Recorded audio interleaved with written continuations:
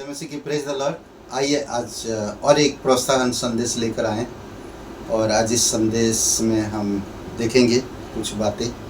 मत्ती का 3 अध्याय वचन 7। आइए उससे पहले प्रार्थना करते हैं। दयालु और करुणामय परमेश्वर पिता, सारा आदर सारा गौरव हम तुझे देते हैं। धन्यवाद देते हैं इस डिवोशन के लिए। तेरी आत्मा के द्वारा हमें अगुवाई कर पिता। हम निर्बल है, हम कमज़ोर है सोच विचार में। कई बार हम संसार की चीज़ों में खोए रहते हैं। कई बार हमारी रोज़मर्रा जीवन में हम घुसे रहते हैं, दबे रहते हैं। प्रभु तेरे वचन हमें छुड़ाता, आज़ाद करता और हमें स्ट्रॉन्ग बनाता है। धन्यवाद देते हैं आपकी हर एक वचनों के लिए जो ग्रेस, अनुग्रह, प्रेम, दया, करुणा से भरा हुआ है। जब हम पढ़ते हैं, उसका मनन करते हैं तो हमें आध्यात्मिक सामर्थ्य मिलता है। धन्यवाद देते। प्रत्येक भाई बहन को अभिषेक करो, यीशु मसीह के नाम से मांगते हैं, आमीन। ओके, हम लोग जो आज बात करेंगे और एक वचन पढ़ते हैं, उसके बाद फिर मत्ती का 3 अध्याय वचन 7।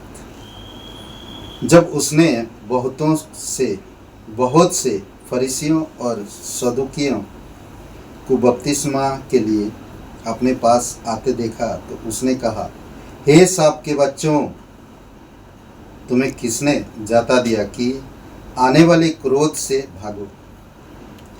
यानी कि आज हम लोग जो बात करेंगे, क्रोध का आना। यह न बपतिस्मा दे रहा और लोग लाइन में आ रहे हैं, एक के बाद एक, और उसमें देखा कि सदुकी फरीसी लोग भी आ रहे हैं। तो उसको बोलते ना कि पवित्र आत्मा उसे प्रेरणा दिया और ये शब्द कहा उसने, हे सांप के बच्चों। ऐसा शब्द, हे सांप के बच्चों, तुम्हें किसने जाता दिया कि आने वाले क्रोध से भागो। तो यानी कि परमेश्वर जानता है कौन कैसा है, किस तरह का लोग है, क्या फेथ रखते हैं, क्या उनकी आचरण और व्यवहार है। ये सारी चीज़ों को परमेश्वर अच्छी तरह से जानता है। क्रोध का आना, तो यहाँ पर जैसे हम देख रहे हैं कि लोग आ रहे हैं, मन फिरा रहे हैं। तो साधुकी फरीसी शायद कई बार हो सकता आप लगेगा, अरे ये इंसान कभी विश्वास करेगा, शायद लगता नहीं, पर वो लोग भी आ रहे हैं। तो उसी समय वो बोलता है, सांप के बच्चों, तुम्हें किसने जाता दिया कि आने वाली क्रोध से, यानी कि एक क्रोध का समय आएगा। परमेश्वर प्रेम करता, दया दिखाता, बचाता है और धार्मिकता और परमेश्वर लोगों को छुड़ाता है हर एक पापों से, अपराधों से, गुनाहों से मन फिराने का संदेश दिया। पर कोई शास्त्री फरीसी आ रहे बोल के कभी शायद यूहन्ना भी नहीं देखा। जब अचानक वो देख रहा कि बपतिस्मा लेने आ रहे हैं तो ये बातें वो कहने लगा। रोमियो का 1:18 में हम लोग देख सकते हैं, वहाँ पर परमेश्वर का क्रोध किन लोगों पर पड़ता है। रोमियो का 1:18 इसमें कहता है, परमेश्वर का क्रोध तो उन लोगों की सब अभक्ति, अधर्म पर स्वर्ग से प्रकट होता है जो सत्य को अधर्म से दबाए रखते हैं। परमेश्वर का क्रोध इन लोगों पर आने वाला है जो लोग सच्चाई को दबा के रखते हैं। आज बहुत से मसीह है जो बाइबल उठाकर नहीं चलते हैं। कई सारे आज मसीह है जो प्रभु यीशु मसीह का नाम 4-5 लोगों के बीच में नहीं ले पाते हैं।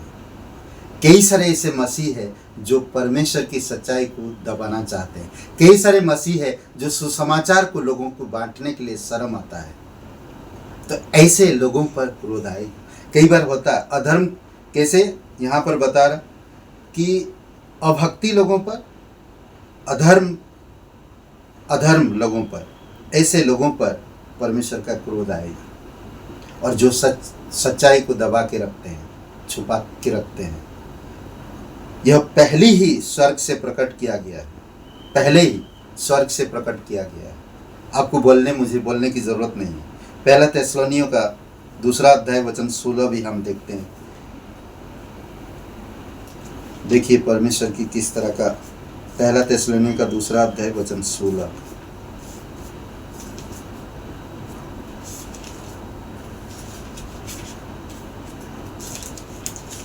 इस प्रकार कहता है,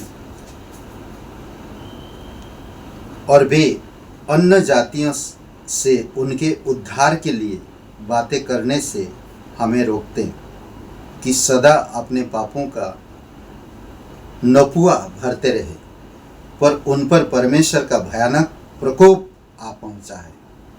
कई सारे लोग, अन्य जाति के लोग, अविश्वासी लोग उद्धार के लिए बातें करने से हमें रोकते हैं। कई बार नहीं, यहाँ पर तुम्हें प्रचार करने की ज़रूरत नहीं, ये सब उद्धार क्या हम लोग का हमारी चीज़ों में उद्धार नहीं मिलेगा क्या? हमारी देवी देवता या हमारी कोई हमसे प्यार नहीं करता? कई बार ऐसे सुनने में आएगा आपको। तो परमेश्वर का क्रोध ऐसे लोगों पर है, परमेश्वर का प्रकोप इन लोगों पर है। तो कई बार बोलते हैं ना कि ऐसे लोग, पापी लोग ना, अपनी पाप का नपुआ भरते रहते हैं, वो पाप पर पाप करते रहते, पाप पर पाप करते रहते। परमेश्वर फिर भी उन पापियों से प्रेम करता है, उन्हें मौका देता है ताकि परमेश्वर का उद्धार मिल सके, उन्हें मन फिरा सके, मगर फिर भी वो उद्धार को रोकते हैं, विरोध करते हैं और परमेश्वर का क्रोध, प्रकोप का पात्र बन जाते हैं। तो ये कुछ चीज़ें हैं जो हम देख सकते हैं, कैसे क्रोध आना। आज अगर आप एक मसीह है तो नम्रता, धार्मिकता, पवित्रता, सिद्धता और पवित्र आत्मा की मार्गदर्शन में बढ़िए, रोज वचन पढ़िए। आप बुराई से, अंधकार से परमेश्वर ने आपको छुड़ा, अधर्म चीज़ों से, अन्य जातियों की तमाम परंपरा, रीति रिवाजों से आपको छुड़ाया। तो आपका जीवन कैसा होना चाहिए? क्या परमेश्वर आपके जीवन से क्रोधित हो? नहीं, हमें परमेश्वर को प्रसन्न करना चाहिए, विश्वास का जीवन जीना चाहिए। यह यहूदी लोगों पर आ चुका है, ऐसा कहता है इस वचन में, यहूदी लोगों पर आ चुका है। कई बार हम यहूदी लोगों को देख सकते हैं कि ऐसे क्रोध में, ऐसे लोग जो किए हैं, विरोध किए जो लोग, उन पर कैसा परमेश्वर प्रकोप लाया। बहुत सारे जगह पर आप देख सकते हैं प्रकोप लाया, जो परमेश्वर के लोगों को रुका था, जो परमेश्वर के लिए नहीं काम करते थे, परमेश्वर के विरोध, परमेश्वर के लोगों के प्रति विरोध। लाल समुद्र में कैसे डुबाया लोगों को। कई सारे ऐसे जगहों पर आप देख सकते हैं परमेश्वर किस तरह से अपनी जलजलाहट को दिखाया। और अविश्वासी के साथ रहता है हमेशा। पहला यूहन्ना का 3 अध्याय वचन 36 में अविश्वासियों के साथ रहता, क्रोध का आना ये अनिर्वाह है। पहला यूहन्ना 3 अध्याय और वचन 36।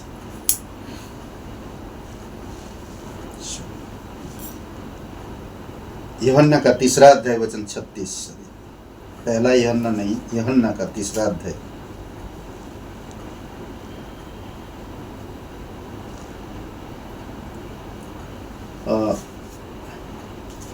यूहन्ना रचित सुसमाचार और 3 अध्याय और वचन 36, लास्ट वचन है उस अध्याय का।